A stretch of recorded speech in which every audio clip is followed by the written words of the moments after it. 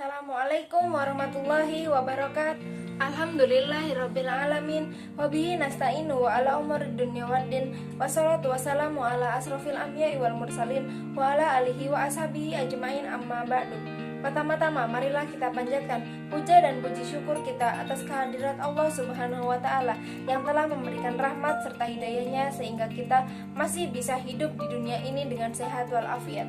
Salawat serta salam semoga terlimpahkan kepada Nabi kita, Nabi agung kita, Nabi Muhammad SAW yang telah memberikan syafaat dari zaman kegelapan menuju zaman terang benderang seperti sekarang ini. Pada kesempatan kali ini saya akan melakukan resensi buku yang berjudul Fikih Wanita. Saya Salma Hafida Fauzia, mahasiswi program studi pendidikan guru madrasah ibtidaiyah Fakultas Ilmu Tarbiyah dan Keguruan, akan melakukan resensi buku Fikih Wanita karya Bapak Komarudin Awam. Resensi buku ini diajukan untuk memenuhi ujian akhir mata kuliah Fikih dan Usul Fiqh yang diampu oleh Bapak Dr. Nasiruddin MPD. Biografi penulis. Penulis buku Fikih Wanita ini adalah Bapak Komarudin Awam, SAG MA. Beliau lahir di Jakarta pada tanggal 9 April 1973.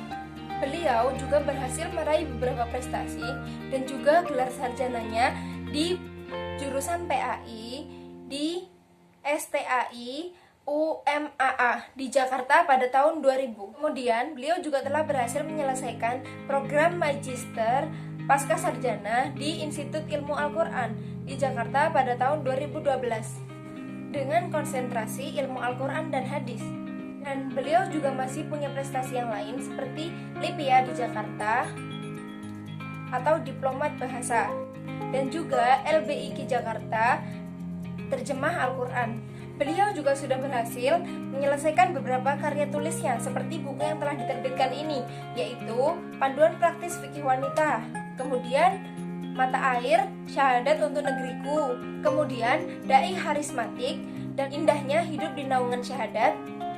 Yang terakhir adalah Risalah Sholat. Dan kegiatan yang dilakukan oleh beliau sekarang adalah membina beberapa majelis taklim seperti Majelis Taklim Kantor Kejaksaan Blok M, kemudian Majelis Taklim Karyawan Hotel Plumen HI, Majelis Taklim Ibu-Ibu Al-Irsyad Mataram dan Petamburan, kemudian Majelis Taklim Karyawan Bank Arta Graha Kota, kemudian Majelis Taklim Bank Syariah Mandiri Ciledug, kemudian Majelis Taklim Ibu-Ibu Darul Rahmah Tangsel, dan juga pembina KOP Mubalik Tangsel, dan juga Yayasan Smart Leadership.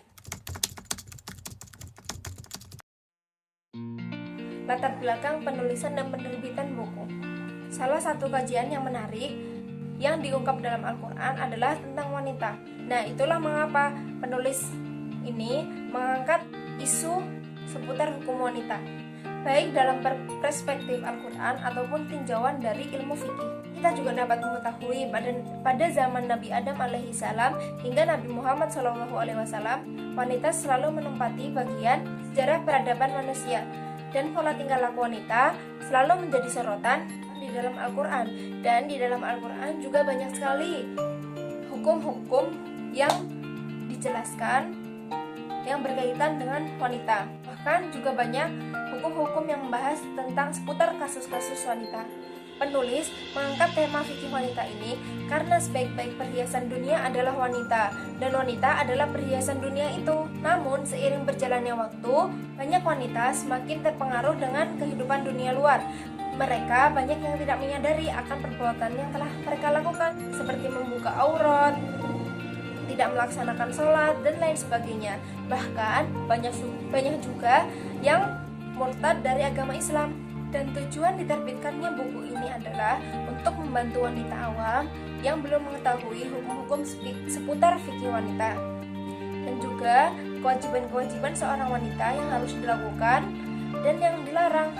Buku fikih wanita ini disarikan dari kejernihan ilmu para ulama fikih ini yang diharapkan dapat membantu dan mampu menjawab permasalahan seputar fikih wanita, mulai dari permasalahan aurat, haid, sholat, puasa, zina, dan lain sebagainya.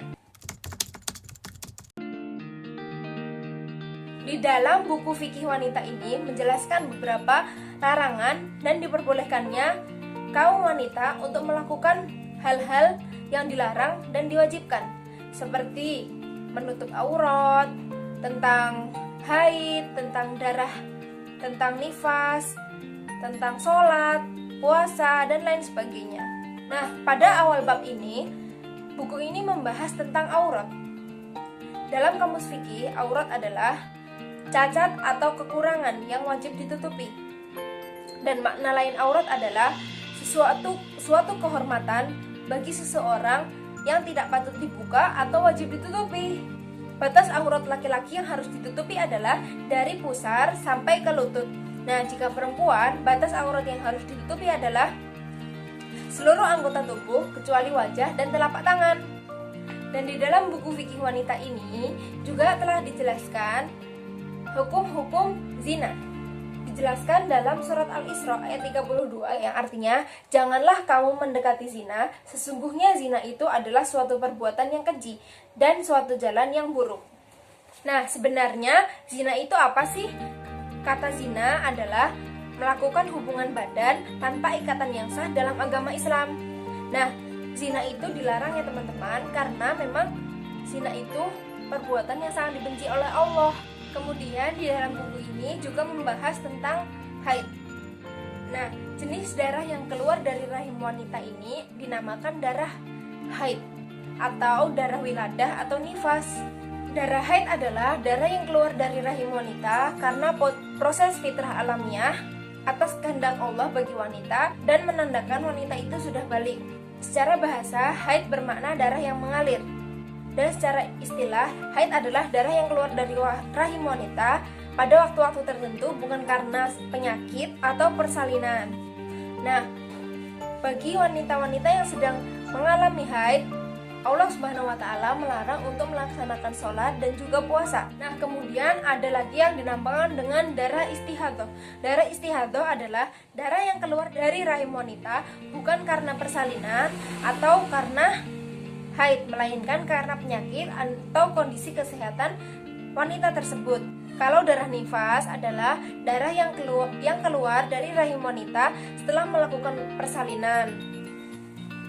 Kemudian bab selanjutnya membahas tentang bab sholat, di mana di buku ini dijelaskan posisi sholat seorang wanita. Seorang wanita sudah pastinya menempati posisi shaf di paling belakang, karena di paling depan itu untuk shaf kaum laki-laki atau orang laki-laki.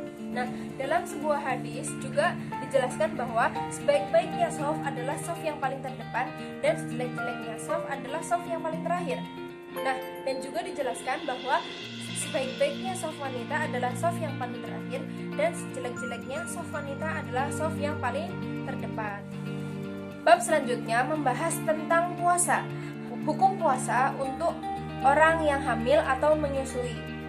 Dalam buku ini dijelaskan bahwa orang yang hamil atau menyusui diperbolehkan untuk tidak berpuasa karena status wanita itu seperti orang sakit, karena dikhawatirkan jika seorang wanita itu berpuasa akan berpengaruh untuk anaknya. Dan bagi wanita yang menyusui diwajibkan untuk membayar puasanya. Selanjutnya adalah tentang bab berhias. Yang pertama, persoalan tentang mengerik rambut alis. Mencukur atau mengerik alis merupakan sama saja seperti mengubah ciptaan Allah Subhanahu wa Ta'ala, dan hal itu dilarang dalam agama Islam. Yang selanjutnya, persoalan tentang memanjangkan kuku. Islam adalah agama yang dibangun di atas keindahan dan kesucian. Maka dari itu, kita dilarang untuk memanjangkan kuku karena Allah sangat menyukai keindahan dan kerapian.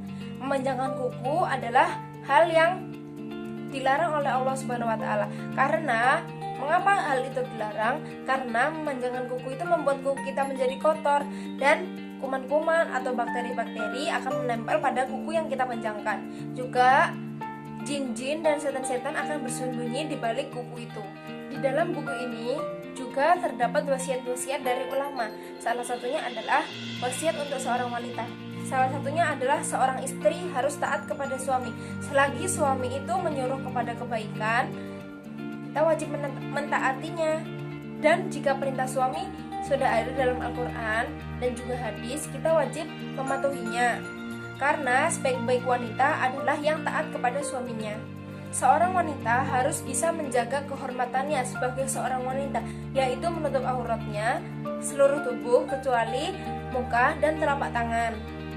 Dan jika seorang wanita masih mempunyai kedua orang tua, hendaklah ia memuliakan kedua orang tuanya, berbakti kepada orang tuanya, membahagiakan kedua orang tuanya, dan berperilaku baik kepada kedua orang tuanya. Kelebihan buku. Buku fikih wanita ini didesain dengan desain cover yang menarik sehingga menumbuhkan minat yang tinggi bagi pembacanya. Buku ini juga dilengkapi dengan dalil-dalil yang sahih. Buku ini juga dijelaskan secara rinci dan jelas. Dalam buku ini, dalam beberapa permasalahan juga disertai contoh di dalam kehidupan sehari-hari. Dan buku ini juga ditulis dengan jelas dan rapi, sehingga pembaca tidak akan bosan dalam membacanya. Kekurangan buku. Di dalam buku ini ada materi yang masih kurang jelas dalam penjelasannya, karena penjelasannya yang terlalu singkat dan terlalu rinci. Masukan dan saran untuk kedepannya agar materi di buku ini bisa dijelaskan lebih jelas lagi dan tidak terlalu rinci, sehingga pembaca dapat memahami lebih mendalam lagi. Kualitas buku. Buku fikih wanita ini karya Bapak Komarudin Awam SAGMA didesain dengan cover yang sangat menarik sehingga pembaca akan tertarik jika melihat buku ini.